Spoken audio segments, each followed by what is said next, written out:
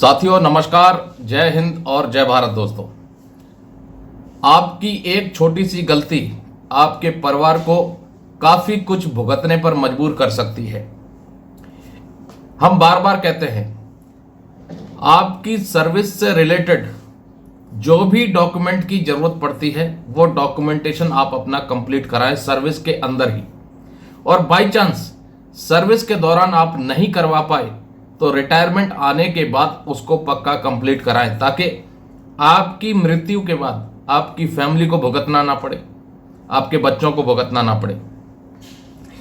दोस्तों, family pension केवल आपकी वाइफ को ही एप्लीकेबल नहीं है, बच्चों को भी एप्लीकेबल है। और अगर लड़की है तो डाइवोर्स लड़की या विडो है लड़की, उसको भी एप्लीकेबल है। माता और पिता दोनों की मृत्यु हो जाने के बाद बच्चों को फैमिली पेंशन लागू है, और लड़की के मामले में यदि वो डाइवोर्स है या विडो है तो उसको भी लागू है। ऐसा ही एक मामला आया, एक जजमेंट आया है, आपको मैं दिखाऊंगा। लगभग 1938 या 1940 में सैनिक भर्ती हुआ था और कुछ साल सर्विस करने के बाद वो रिटायर हुआ, उसको सर्विस पेंशन मिली। बाद में उसकी मृत्यु हुई, फिर उसकी वाइफ को फैमिली पेंशन मिली, और उसकी फैमिली की भी मृत्यु 2016 में हो गई। उसके बाद जो उनकी लड़की थी, लगभग 56 साल की उनकी उम्र थी, उन्होंने क्लेम किया कि उनको फैमिली पेंशन दी जाए। पहले उनकी शादी हो गई थी, शादी होने के बाद उनके हस्बैंड की भी डेथ हो गई और वो विडो हो गई। तो पेंशन रेगुलेशन कहता है कि विडो को भी फैमिली पेंशन लागू है, लेकिन सर्टेन कंडीशंस रखी गई हैं, वो कंडीशन फुलफिल होनी चाहिए। अब कहाँ गलती हुई और किस तरीके से उस पूर्व सैनिक की एक गलती की वजह से आज उस डाइवोर्स्ड लड़की को विडो लड़की को भुगतना पड़ रहा है, उसको फैमिली पेंशन का हकदार नहीं माना गया। तो चलिए आपको मैं दिखाता हूं क्या जजमेंट है और कहां पर क्या गलती उस सैनिक ने की थी। तो इस जजमेंट से सीख लेने के बाद आप ये गलती ना करें, ताकि आपकी गलती की वजह से, आपके इनकम्प्लीट डॉक्यूमेंटेशन की वजह से आपकी फैमिली या आपके बच्चों को जिंदगी भर भुगतना पड़े। तो चलिए मैं आपको दिखाता हूं। दूसरा, यदि आपका disability pension, invalid pension reject हो गया है और यदि आप केस करना चाहते हैं तो ये हमारा नंबर है। हमारे पास बहुत अच्छी एडवोकेट की टीम है जो पेंशन से संबंधित मामलों के ऊपर अपनी अच्छी समझ रखती है और विभिन्न कोर्ट ऑफ लॉ में चैलेंज करती है। तो आप यदि अपना केस देना चाहते हैं तो इस नंबर पर हमसे संपर्क कर सकते हैं। आपके केस को हम अपनी एडवोकेट की टीम को साझा करेंगे, जो स्टडी करेगी, रिसर्च करेगी और ज़रूरत पड़ने पर एक अच्छी पिटीशन तैयार करके कोर्ट ऑफ लॉ में चैलेंज करेगी। तो चलिए इस जजमेंट के ऊपर चलते हैं। तो साथियों, ये आप देख सकते हैं, ये एएफटी का एक फैसला है, ठीक है। ये एएफटी का फैसला है, लेटेस्ट जजमेंट है ये 5 अगस्त 2026 का। और एक लेडीज थी, विडो है, अभी वो 56 साल की उनकी उम्र है, उनके हस्बैंड की डेथ हो गई और लगभग 56 वर्ष की उम्र में उन्होंने फैमिली पेंशन के लिए कोर्ट में केस फाइल किया एएफटी में। और कोर्ट ने क्या चीज़ें ऑब्जर्व की, चलिए आपको दिखाते हैं। मांग रखी गई कि ये 3 मांगें रखी गई थी। पहली मांग कि फैमिली पेंशन इनको दी जाए, एप्लीकेंट को, जो इनकी मदर की डेथ हुई थी 19 अप्रैल 2016 से, उस डेट से। और कंप्यूटेशन की मांग की गई थी कि भाई जो फैमिली पेंशन पर कंप्यूटेशन मिलता है उसको भी दिया जाए, और कुछ ऐसा रिलीफ जो कोर्ट को सही लगे वो दिया जाए। तो ये 3 मांगें रखी गई थी। चलिए अब मामले को विस्तार से समझते हैं। यहाँ से भाई मामला है कि जो एप्लीकेंट है, यानी ये जो लगभग 56 वर्षीय लेडी है, इनके फादर जो सेना में थे, भर्ती हुए लगभग 15 नवंबर 1938 में, ठीक है। 15 नवंबर 1938 को भर्ती हुए और डिस्चार्ज हुए सर्विस से 1953 में, 17 साल की सर्विस करने के बाद, ठीक है। अब उनके जो फादर थे वो एक्सपायर हो जाते हैं सन 1998 में, ठीक है। उसके बाद जो फैमिली पेंशन मिलती है वो इस लेडी की, इस विडो की मदर को मिलती है। ठीक है, आप ये देख सकते हैं। अब जो एप्लीकेंट की मदर है उसकी भी मृत्यु हो जाती है। ठीक है, और इसलिए ये ओरिजिनल एप्लीकेशन फाइल की जाती है। According to original application the applicant was married to, भाई जो एप्लीकेशन इन्होंने फाइल की थी, तो ये जो क्लेमेंट है, ये लेडी जो लगभग 56 वर्षीय है, ये शादीशुदा थी, लेकिन इनके हस्बैंड, उनकी भी मृत्यु हो जाती है 10 मई 2009 में। ठीक है, 10 मई 2009 को उनके हस्बैंड की डेथ हो जाती है और ये विडो हो जाती हैं। उसके बाद ये अप्रोच करती हैं सरकार को, अपनी रिप्रेजेंटेशन देती हैं कि इनको फैमिली पेंशन दी जाए। ठीक है, लेकिन कोई एक्शन नहीं होता और उसके बाद ये एएफटी में केस फाइल कर देती है ओरिजिनल एप्लीकेशन के माध्यम से। अब सरकार की तरफ से दलील दी जाती है कि भाई ये क्लेम रजिस्टर नहीं करता है। एक डिटेल्ड काउंटर एफिडेविट फाइल किया जाता है सरकार की तरफ से और बताया जाता है कि जो एप्लीकेंट के फादर हैं, जो भी स्वर्गीय जो भी इनका नाम था, उनके सभी सर्विस रिकॉर्ड जो है डिस्ट्रॉय कर दिए जाते हैं एक मैंडेटरी रिटेंशन पीरियड के बाद, जो कि लगभग 50 साल का है। आर्मी का जो रेगुलेशन फॉर आर्मी 1987 है उसका पैरा 595 के मुताबिक। ठीक है, उसके बाद आगे सरकार की तरफ से कहा जाता है कि जो रेस्पोंडेंट यानी सरकार की तरफ से कहा जाता है कि जो इनके पिताजी थे, ठीक है, यहाँ पर लेट जो भी इनका नाम था, वो एनरोल हुए 13 अक्टूबर 1940 में और सर्विस से डिस्चार्ज हुए 8 अगस्त 1961 में, और उनको सर्विस पेंशन ग्रांट की गई थी 5 अगस्त 1961 से।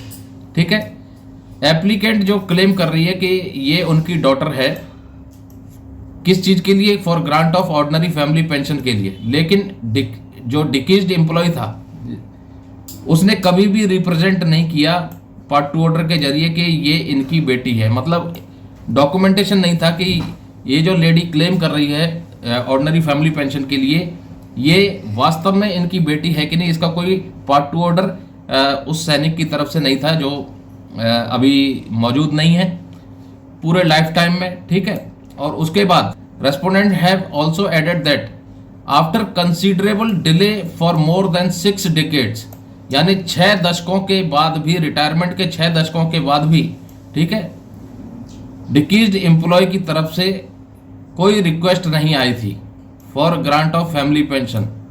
ठीक है, 60 साल के बाद लगभग जो एप्लीकेशन लगाई है कि इनको फैमिली पेंशन दी जाए बिना किसी डॉक्यूमेंट्री एविडेंस के। ठीक है, तो ये बिना तथ्यों के संभव नहीं है। ठीक है, उसके बाद आगे सरकार की तरफ से और क्या कहा है?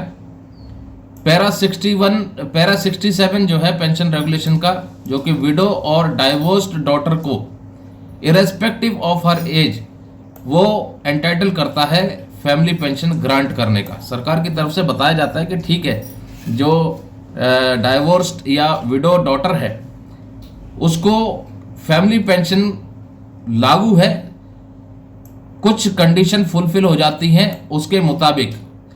ठीक है, पेंशन रेगुलेशन का पैरा 67 अलाउ करता है, एंटाइटल करता है कि विडो डॉटर है या डाइवोर्स डॉटर है, इरेस्पेक्टिव ऑफ हर एज वो एंटाइटल है फैमिली पेंशन के लिए। लेकिन उसके लिए सर्टेन कंडीशन रखी गई हैं, वो सर्टेन कंडीशन फुलफिल होती हैं तभी उसको फैमिली पेंशन मिलेगी।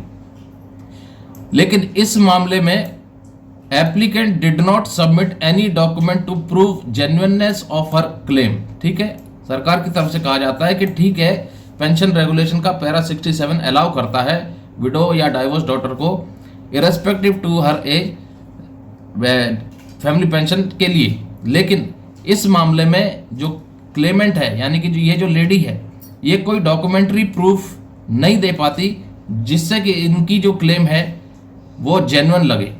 और अंत में रेस्पोंडेंट की तरफ से यानी सरकार की तरफ से कहा जाता है इस केस में कोई मेरिट नहीं है और ये जो क्लेम है एप्लीकेंट की, ये डिजर्व करती है रिजेक्शन के लिए, तो इसलिए इसे रिजेक्ट किया जाना चाहिए, सरकार की तरफ से मांग रखी जाती है। अब कोर्ट की तरफ से अगर आप देखेंगे तो 5वां नंबर पैराग्राफ है, इसको पढ़ेंगे। Whether the applicant who is claiming herself to be daughter of late soldier without submitting any documentary evidence showing her name has been recorded in the service record of the late soldier is entitled for grant of family pension or not।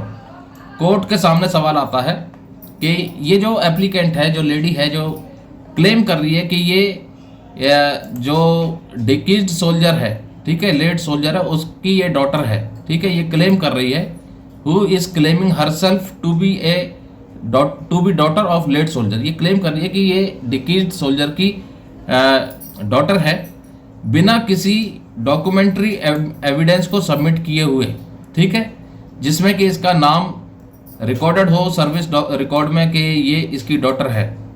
क्या ये entitle है family pension grant करने के लिए या नहीं, ये सवाल कोर्ट के सामने आता है।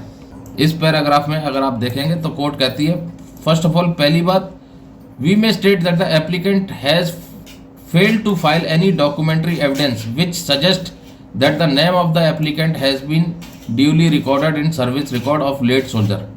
पहला कोर्ट कहती है कि भाई जो तथ्य सामने आए हैं उन सबको ध्यान में रखने के बाद ये पाते हैं कि एप्लीकेंट यानी कि ये जो लेडी फैमिली पेंशन की मांग कर रही है, रिलीफ मांग रही है, ये कोई भी डॉक्यूमेंट्री एविडेंस पेश नहीं कर पाती जो कि सजेस्ट करे कि जो स्वर्गवासी सोल्जर है उसके सर्विस रिकॉर्ड में इसका नाम अंकित हुआ हो, ठीक है।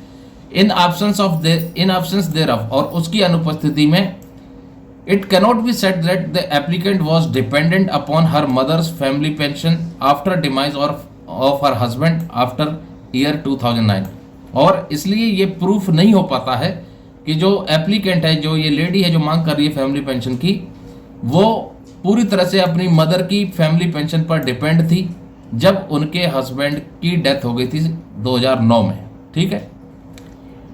फर्दर उसके बाद कहा जाता है, ड्यूरिंग द लाइफ टाइम, पूरे जिंदगी भर जो स्वर्गवासी सोल्जर है उसने किसी प्रकार की रिप्रेजेंटेशन नहीं दी थी, किसी प्रकार का पार्ट टू ऑर्डर की पब्लिकेशन के लिए रिप्रेजेंटेशन नहीं दी थी, ठीक है, कि ये अब ये इनकी बेटी है, उसका पार्ट टू ऑर्डर किया जाए। पूरी जिंदगी में कोई भी पार्ट टू ऑर्डर पब्लिश नहीं करवाया था। As such it is not proved from the documentary evidence of the respondent that the applicant is daughter of late soldier. और इसलिए बिना किसी डॉक्यूमेंट्री एविडेंस के ये प्रूफ नहीं होता कि ये जो एप्लीकेंट है ये स्वर्गवासी सोल्जर की बेटी है।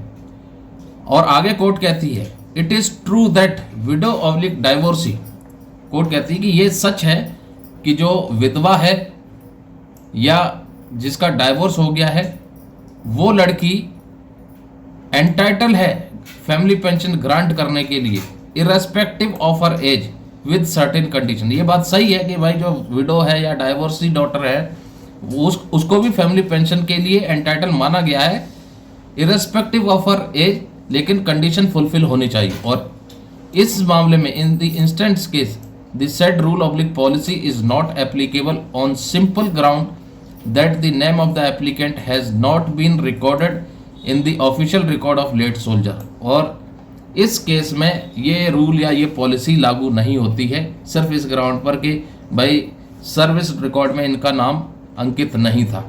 और thus from any angle the applicant is not entitle to grant family pension of her late father. और इसलिए बिना किसी डॉक्यूमेंट्री एविडेंस के ये प्रूफ नहीं हो पाया कि ये जो है स्वर्गवासी सोल्जर की बेटी है और इसलिए ये नॉट एंटाइटल कर दी गई हैं, इनको फैमिली पेंशन नहीं मिलेगी। Not entitle for family pension of her late father. और इनके पिताजी की जो पेंशन थी उसमें से इनको किसी प्रकार की फैमिली पेंशन नहीं दी जाएगी। और उसके बाद आप देखेंगे और तमाम चीज़ों को ऊपर जो दिए हुए हैं तथ्य उनको ध्यान में रखने के बाद जो ओरिजिनल एप्लीकेशन है वो डिसमिस कर दी जाती है, ठीक है, विद नो कॉस्ट। तो इसलिए कहते हैं दोस्तों, कोई भी ऐसा डॉक्यूमेंटेशन जो कि आपकी फैमिली के या आपके बच्चों के फ्यूचर के लिए बहुत ज़रूरी है उसको पक्का कंप्लीट कराएं। आज यदि इस स्वर्गवासी सोल्जर ने अपनी बेटी का नाम अपने सर्विस रिकॉर्ड में अंकित करवाया होता, पार्ट टू ऑर्डर पब्लिश कराया होता, तो आज इसको फैमिली पेंशन मिल जाती। लेकिन सर्विस रिकॉर्ड में इनकी बेटी का नाम अंकित नहीं था, जिससे ये प्रूफ हो पाए कि ये इनकी डॉटर थी, और जिसकी वजह से आज इस विडो को फैमिली पेंशन से हाथ धोना पड़ा। तो यदि आप अभी सर्विस में हैं तो पक्का अपना डॉक्यूमेंटेशन कंप्लीट कराएं। किसी भी जो भी डिपेंडेंट है आपके ऊपर, उसका पार्ट 2 ऑर्डर पब्लिश कराएं, करेक्ट नाम, correct date of birth publish कराएं, उसके सिविल डॉक्यूमेंट से, उसके सर्विस डॉक्यूमेंट से मैच होने चाहिए, ताकि भविष्य में उसको इस तरह की दिक्कतों का सामना ना करना पड़े, जो उसका हक है वो उसको मिले।